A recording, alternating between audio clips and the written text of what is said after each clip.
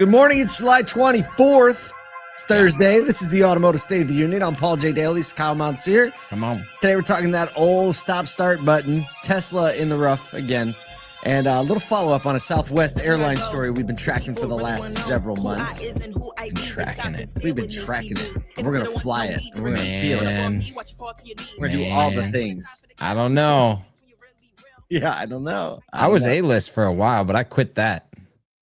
You quit? Yeah, you're a Delta boy now. I'm Delta all the way. Delta. All the way. Delta or die. Need that Wi-Fi. You know what I mean? I do. We have an upcoming Soto Edge webinar with Car RX, Driving Loyalty with Data with Shane Wilson and Levi Beatty. Is it? Beatty. Yes, on Wednesday, August 6th. So next week. Oh, no. Is that 2 weeks? 2 weeks. 2 weeks from yesterday. You got time to register, but register now so you don't forget, you know? Yeah. Oh, yeah. And then you'll be reminded. It's like a little time capsule. Register now. And then 2 weeks from now, you'll be like, oh, yeah, that's right. Oh, that's a good one. That's a great reason to register now. So go to asoto.com. It'll be right there toward the top of the page. You know how webinar registration works. But these are our quick ones. 25, 30 minutes. You're in, you're out. You get the recording if you can't make it live. But if you can make it live, it's always fun to be in the comments. Yep. You know what I'm saying? All right. Let's talk about some news. Oh, this one just hits real close to home for most drivers. The start-stop engine system, you know, the fact that your car dies in the middle of, like, when you're about to cross an intersection and it just shuts off and then turns back on. Once was like a big thing about fuel savings, often slandered by customers, now catching flack from both the EPA and frustrated drivers, prompting new questions about the feature's future. 62% of 2023 vehicles used the stop-start tech to claim an EPA efficiency credit, about $30 per vehicle. That adds up to a new Trump-era law, which would eliminate the CAFE standards and key penalties, is reducing the incentive for automakers to include the feature, especially when they're getting hate mail about it, I'm sure. Consumers often disable the feature, citing annoyance and wear concerns, even though it's kind of been shown that, like, it doesn't actually wear your starter out, even though, like, old starters it would have. Not the new ones.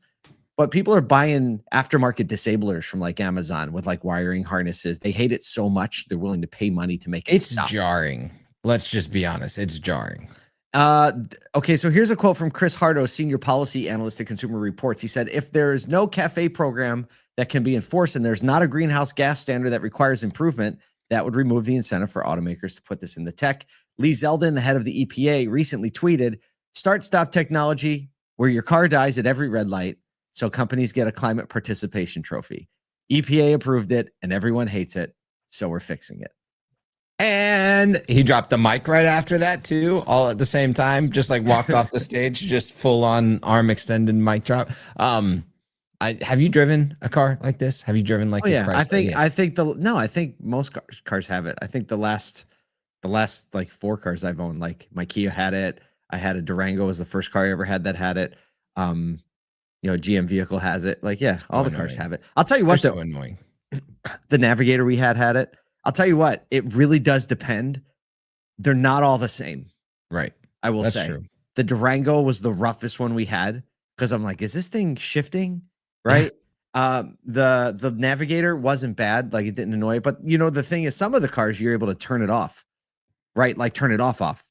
But most of the cars now, it defaults to on when you turn the car back on. So what's so funny there is, like, you can turn this off, but the automaker is still getting the efficiency credit. Yeah, but it goes back on. They do say, like, the data shows that, like, it can save up to 10% of fuel in stop-start city traffic. Okay. So, I mean, it's probably like 1%, maybe 2%. That's nifty. You can tell I got opinions about it. Dude, there's nothing like feeling like you, like, hit the gas and it delays when you need to hit the gas and it delays. Yeah. I hate the feature. I mean, I guess if it's an option to turn it on, but like about hybrids and EVs. My EV never does that. That's right. It's always off. You have all the power at all. Always on. I towed a boat with it yesterday again, and let me just say, it is amazing. It is so amazing to tow with that thing. Well, because all the torque. Because torque is what you need, and braking is easy. It's easy to solve. Nothing. You know? Oh yeah, the fact that, like, you take your foot off the gas and and the feeling that that big heavy thing back there is actually just charging fine. my vehicle. Yeah, it's good. Yeah, that thing back there is recharging. Well, but it doesn't, it's kind of like on the flip side, when like I did I put all like the stats in, you load a trailer up, give me the weight, give me the dimensions, range calculation. Yeah, it pretty much cuts it in half. You're like, all that charging does nothing. In a quite hilly area, so like the trek to put the boat in the lake, even though it's only like 10 miles, there's a lot of hills, and basically it's like a mile per percent is what it feels. Oh my goodness, that's unbelievable. So take that with a grain of salt. No long trips. It's fine. Speaking of long trips, Tesla's had a long trip. Tesla feels like they're on the road trip that'll never end. Stumble. Their Q2 earnings took a hit, with profits and sales both sliding amid fading incentives, slowing EV demand, and political headwinds. Elon Musk saying the future rides on autonomy. Their net income fell 16% to $1.17 billion. Auto revenue dropped 16% as deliveries declined. They had $439 million in regulatory credit sales, meaning they're selling their environmental credits to other automakers. That was half of what it was last year, shrinking fast. They say, take this with the Elon-sized grain of salt, a lower-priced Model Y and a stripped-down Cybertruck are aiming to revive sales. We'll see. Tesla's invite-only robotaxi service in Austin may expand to half of the U.S. population by the year's end if approvals move forward, according to Musk. That sounds like a long way to go from where they are now. Have you ever seen government move that fast? Now, he said, quote, he goes, we probably could have a few rough quarters. I'm not saying we will, but we could. So yeah, this is actually, if you look at like the growth of Apple over time, and then Android kind of catching up and leapfrogging them in some of the technology that they have, and like putting everyone at a little bit of a question mark. There's some similarities here, especially globally, maybe not so much in the US from an EV manufacturer perspective. And obviously we know the political tension, some of that's getting resolved now.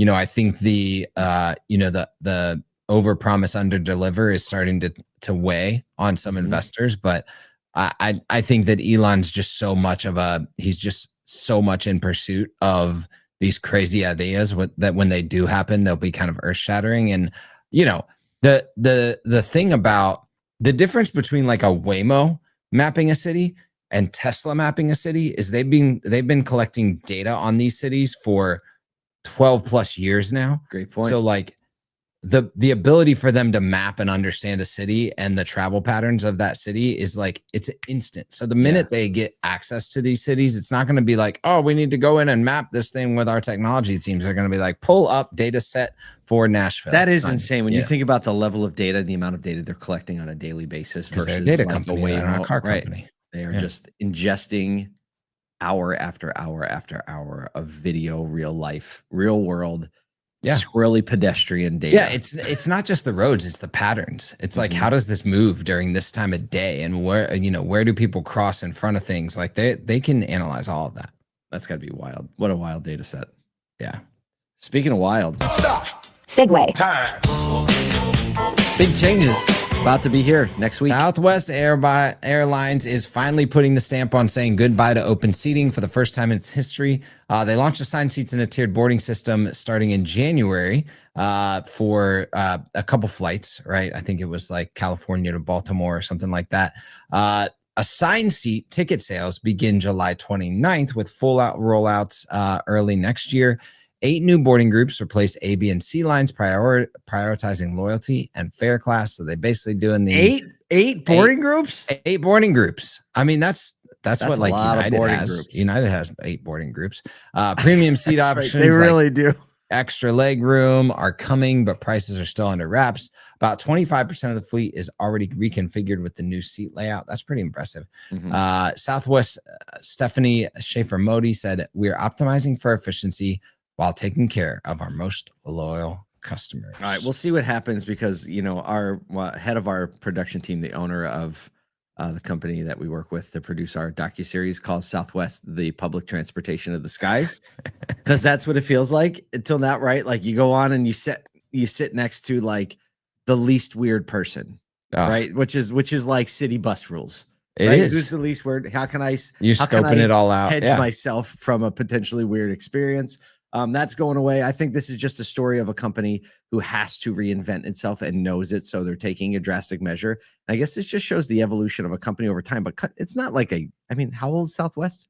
It's pretty old. It's older than a lot of people company. think. 50 years old, right? Unfortunately, I'm always a little bitter because when, you and I first started rolling together, 5 years ago, whatever, you just talked about Southwest like so highly. And by the time we came to Syracuse, it was ruined and terrible. So I never really got the Southwest experience. And well, it used to be literally it was 10 minutes less boarding time, right? Because it's just like the process is so much different from a boarding perspective, and like how the groups have to get up. Like you just line up, you're in, you get your seat, there's no like jockeying for where you stop.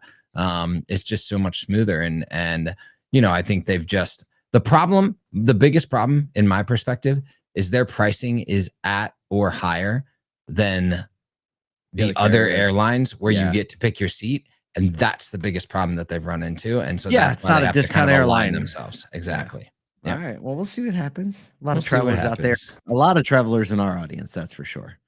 So lots of travelers. If you book a seat, like an assigned seat on a Southwest flight, send us a screenshot and we're going to throw that on social media. Do that. Send it to us.